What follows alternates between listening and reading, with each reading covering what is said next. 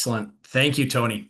Yeah, so with District, we entered Sweden in 2020, originally looking for base metal polymetallics with our Tomtebo, but more recently in 2022 up until now, we've been very focused on uranium polymetallic, and that's where we're getting largely our valuation from is the uranium properties that we have, and that's what I'll be focusing on in this presentation. So just the cautionary statement, you can find this on our website, news releases and whatnot. I won't get into detail there. As a summary page, when everyone asks me like, Garrett, why should I invest in District Metals? And this kind of is a high level summary of it. So we have a team with a track record of success from exploration, development, production, marketing, capital markets. It's an incredible group that we've brought together. Obviously, we're focused in Sweden. It's a top tier jurisdiction. The Fraser Institute just recently ranked it number 6 in the world for investment attractiveness. And then getting into our project here, our flagship project is the Viken Property that hosts the Viken Deposit. It is the largest undeveloped uranium deposit in the world, but it also contains large quantities of other critical raw materials such as vanadium, copper, nickel. There's potash, there's zinc as well. There's rare earth elements in there. So that is really the basis of our valuation is the Viken deposit, and I'll get into that. And then we have 4 other advanced stage exploration uranium properties that include Sockjarn, Nianfors, Ardnasvarre, and then the alum shale properties. The alum shale properties are more similar to our Viken project. The other 3 are a different style of uranium mineralization. So diving into the team here, I won't spend too much time. I'm a geologist by training. I spent 11 years in the Athabasca Basin looking for and discovering high-grade uranium deposits. I was the VP exploration for Alpha Minerals. I took a lead role in the discovery of the Triple R deposit, which was bought out by Fission Energy in 2013 for $189 million Canadian. Then I was the VP exploration for Next Gen Energy from 2014 until 2018. When I joined Next Gen, the market cap was 50 million. When I left, the market cap was $3 billion, and then I came on to District Metals as a shell company in 2018. Other key members on management, Marlis Yassin, our CFO and corporate secretary, executes on some really great strategies that we've done. Most recently, we got a listing on the NASDAQ First North that she played a huge role in. We also have 2 top tier geologists, Hein Ratt and Rodney Allen, that both worked for Boliden. They've worked in Sweden for decades, and they know the ins and outs of the jurisdiction very well. On the board, we have a well-rounded skill matrix. Joanna Cameron is a lawyer by training. Doug Ramshaw, geological background with great capital markets and strategy.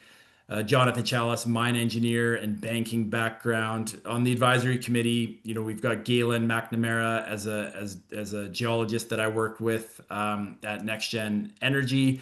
Rob Chang was a uranium analyst for Cantor. That's how I got to know him. And Sophia Shane was with the Lundin Group for 28 years. She knows a lot of people in Sweden.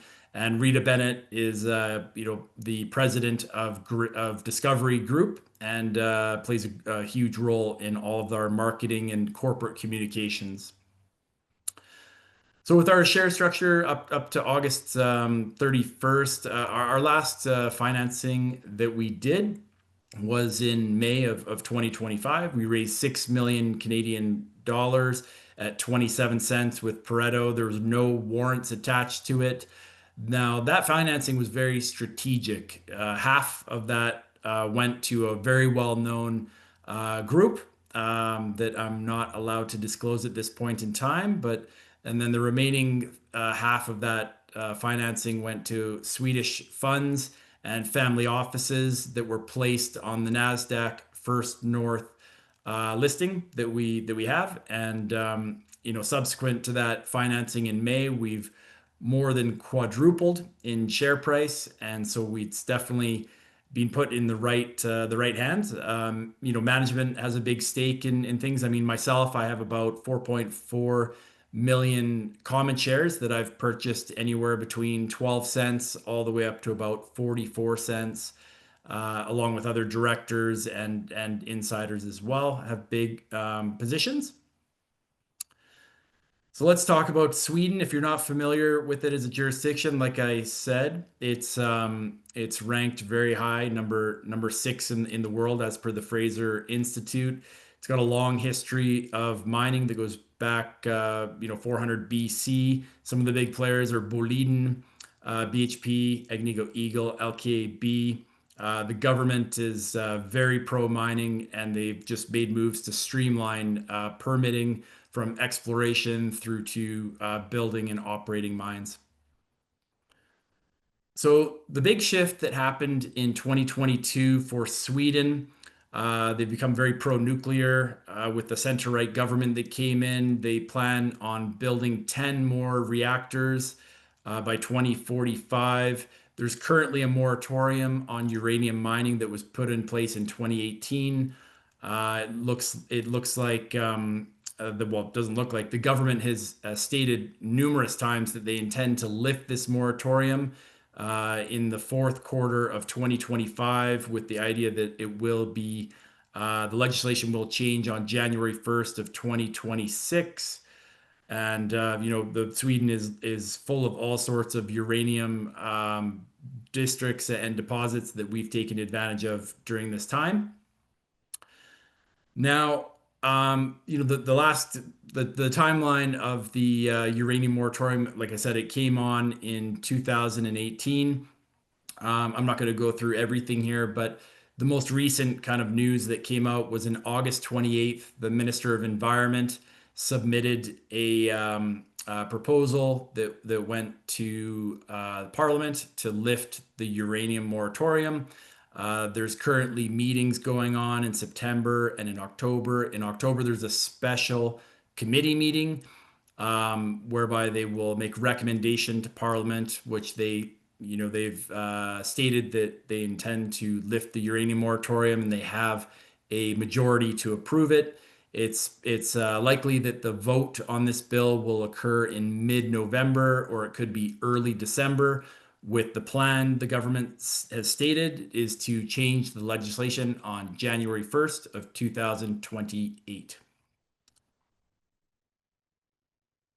So looking at our Viken project, so the history here, it was originally discovered in the late 1970s by the Geological Survey of Sweden. Not a lot really happened then until the next uranium cycle in 2006, 2008. Continental Precious Minerals did a lot of drilling, produced some mineral resource estimates and preliminary economic assessments in 2010, 2014. Continental reached a market capitalization of 330 million Canadian dollars during that time. But then, of course, Fukushima accident really hurt them. And then the uranium moratorium that came on in 2018 was a death blow for them. And then our next door neighbors that have the Hagen deposit, they've more recently put out a scoping study, which is really the west extension of our Viken deposit, that showed very positive economic numbers and really has provided us with a blueprint on how to move forward with an economic study at our Viken property. So there's a lot of numbers to this mineral resource estimate that we put out. It's 4.3 billion tons.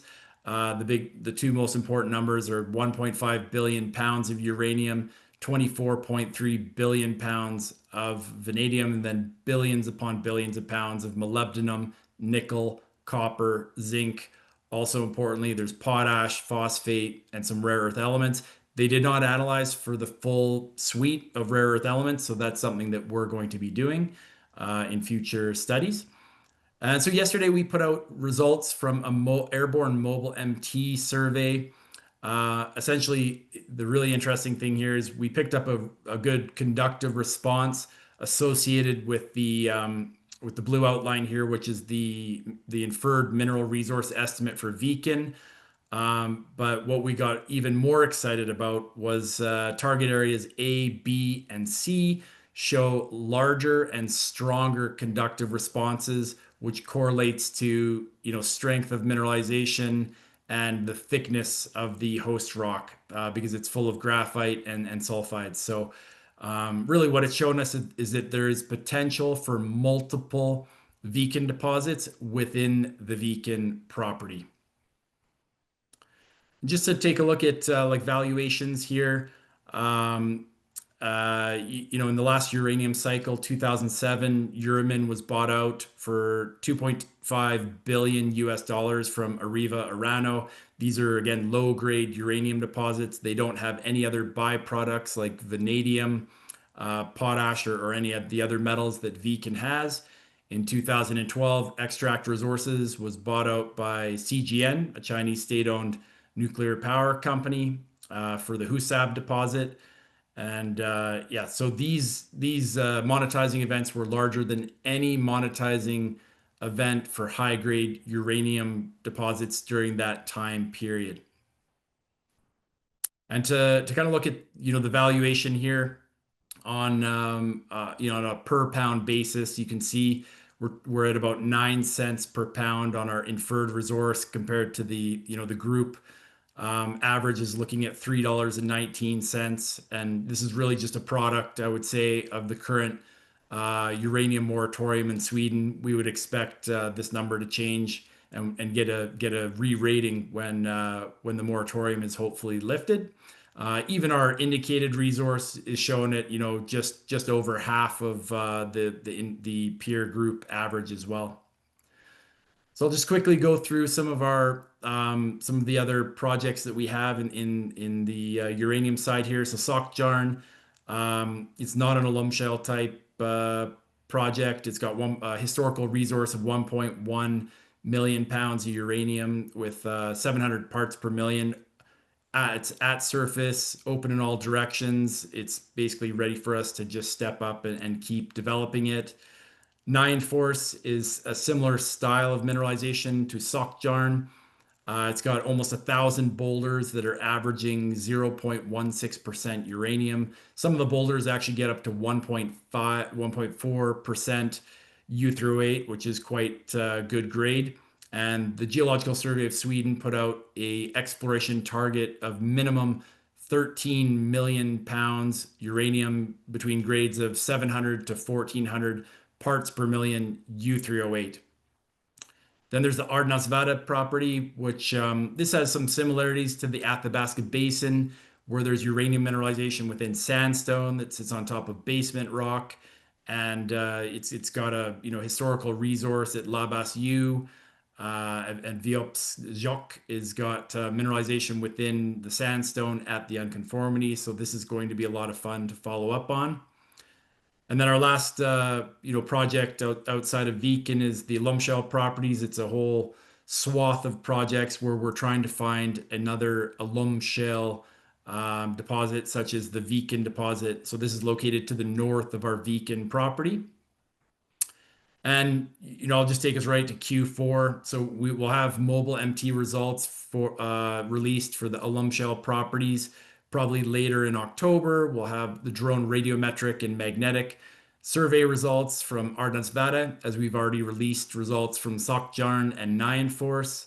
And of course, the big catalyst here that we're looking for a re-rate on our share price is coming up very quickly in mid-November, early December. We're looking for that vote from the government and hopefully get an approval on lifting the uranium moratorium. So just in summary, we've got an extremely strong team with experience in uranium base metals. We're obviously focused in Sweden, which is a top jurisdiction. We've got an excellent portfolio of uranium projects and also base metal polymetallic. And in terms of our shareholder base, we could not be happier with who we have on the share registry. And, I think I'll leave it there and open up to questions. Great, thank you, Gary. Let's dive into the Q&A. So the first question is that year to date, district is up 3 times. So what are the main reasons behind this besides a healthy uranium price?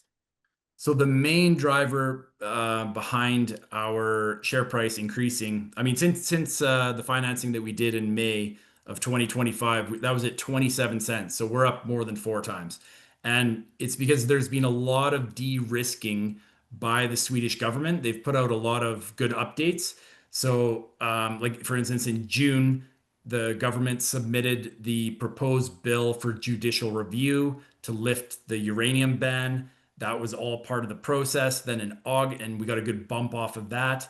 And then obviously in August, there was a press briefing by the Swedish Minister of Environment stating that they intend to lift the uranium moratorium. And then the next day she submitted the completed bill to Parliament, and so everything's in process. And just as a reference point, so when a bill makes it to Parliament in Sweden, statistically speaking, it gets approved 96% of the time. So, the odds are looking really good here. The government stated again and again that they intend to lift the uranium ban. Just great information. Okay, next question is from Thomas. Cost-wise, is it expensive to do exploration work in Sweden compared to other places like Canada? That's a great question. I get it a lot, especially when we first started working in Sweden in 2020. And my answer is no. So the cost to drill, especially when you're in central or south central Sweden, there's roads everywhere. You don't have to build a camp. There's no helicopters. Access is amazing. You rent a house, you buy your groceries. You don't have to hire a cook. You don't have to hire first aid. So the cost all in for drilling where our projects are is about $300 Canadian per meter all in. So, very good. Like, I mean, up in the Athabasca Basin where I've spent a lot of my career, when you're dealing with helicopters, it gets up to $500, $600 Canadian per meter all in very quickly. Great, very good to hear. Last question is that since your past discovery is mostly high grade, which other similar uranium deposit you can draw your comparison with Viken? Sorry, what's that? With my Yeah, past experience it's with okay. your Just which other similar uranium deposit can you draw your comparison with compared to Oh, Viken? compared to the Viken. Yes. Yeah, so Southern Africa is just loaded with low grade uranium deposits. I mean, in the valuation table that I showed, Bannerman, who has the Etango project, they're in Namibia, and the grade there is I think is about 160 parts per million uranium, and the value for that uranium per pound in the ground I think was over $3 per pound. Um, Maybe yeah, much higher than that. But yeah, so it's any of the uranium deposits in Southern Africa are good comparables to what we have with our Viken project. But the main difference is those African lower grade uranium deposits do not have the byproducts such as vanadium or potash or molybdenum, nickel, copper, zinc, phosphate, or rare earth elements.